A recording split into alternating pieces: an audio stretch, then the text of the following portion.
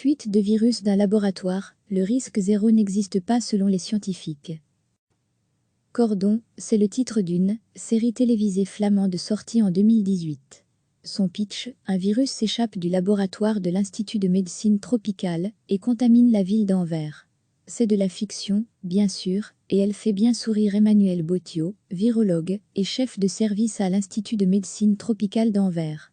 Mais elle atteste à quel point la manipulation de virus très mortels, même dans des laboratoires hautement sécurisés, hante l'imagination du public.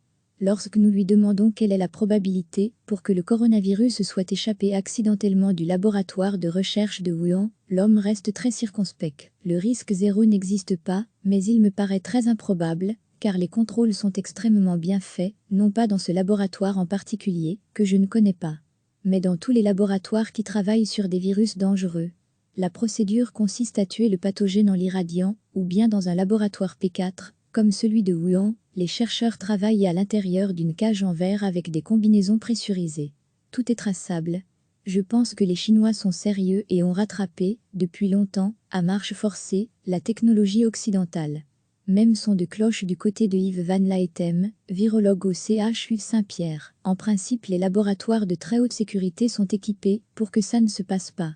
Mais même si c'est très improbable, ce n'est pas impossible non plus, dans une manipulation sur des souches vivantes, il peut toujours se produire un accident. Un exemple notoire s'est produit dans un laboratoire de recherche allemand en 1967, où des collaborateurs se sont retrouvés infectés par le virus de fièvre hémorragique Marburg, un peu similaire à Ebola. Les chercheurs de ce laboratoire sont tombés malades, alors qu'ils produisaient des vaccins à partir des cellules rénales prélevées sur des singes vers africains importés d'Ouganda. 2 ou 3 des singes étaient porteurs du virus de Marburg, sans que ce soit détectable. 31 chercheurs du laboratoire Behring furent atteints et 7 en moururent. Autre exemple, 10 mois après la détection du dernier cas de variole dans le monde, en août 1978, Jane Parker, photographe de l'école de médecine de l'université de Birmingham, se présenta à l'hôpital, avec des symptômes de variole. Elle mourut quelques mois plus tard des suites de la maladie. 290 personnes entrées en contact avec Jane Parker durant sa maladie ont été identifiées, vaccinées ou revaccinées, et isolées à leur domicile. Les parents de Jane Parker n'y ont pas échappé. Son père en mourut, et sa mère guérit de justesse. L'enquête a révélé que le laboratoire de photographie, où travaillait Jane Parker, se trouvait immédiatement au-dessus du laboratoire de virologie, où se trouvaient les cages d'animaux d'expérience. La voie de contamination la plus probable aurait été la voie aérienne par le conduit contenant les câbles téléphoniques d'un étage à l'autre. Cet épisode représente la dernière épidémie de variole dans le monde. Ces 2 exemples nous illustrent à quel point, quel que soit le niveau de sécurité d'un laboratoire, le risque zéro n'existe pas.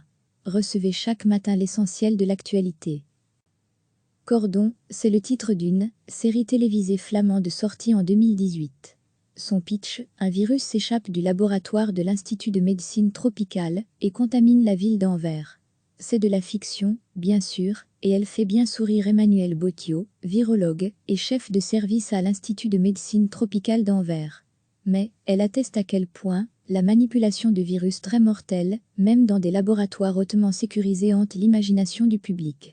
Lorsque nous lui demandons quelle est la probabilité pour que le coronavirus soit échappé accidentellement du laboratoire de recherche de Wuhan, l'homme reste très circonspect. Le risque zéro n'existe pas, mais il me paraît très improbable, car les contrôles sont extrêmement bien faits, non pas dans ce laboratoire en particulier, que je ne connais pas, mais dans tous les laboratoires qui travaillent sur des virus dangereux.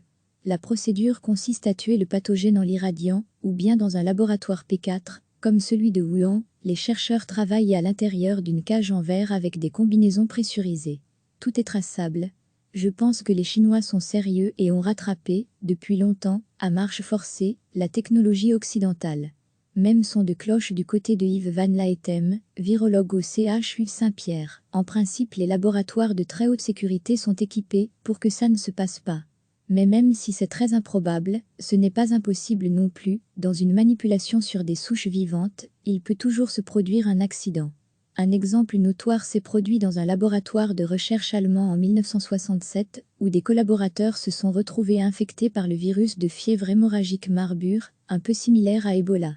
Les chercheurs de ce laboratoire sont tombés malades, alors qu'ils produisaient des vaccins à partir des cellules rénales prélevées sur des singes vers africains importés d'Ouganda. 2 ou 3 des singes étaient porteurs du virus de Marburg, sans que ce soit détectable.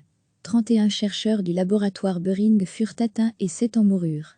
Autre exemple, 10 mois après la détection du dernier cas de variole dans le monde, en août 1978, Janet Parker, photographe de l'école de médecine de l'université de Birmingham, se présenta à l'hôpital, avec des symptômes de variole.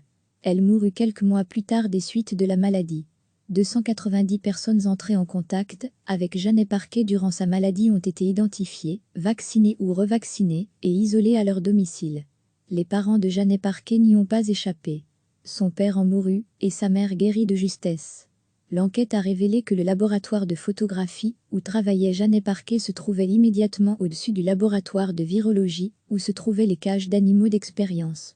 La voie de contamination la plus probable aurait été la voie aérienne par le conduit contenant les câbles téléphoniques d'un étage à l'autre.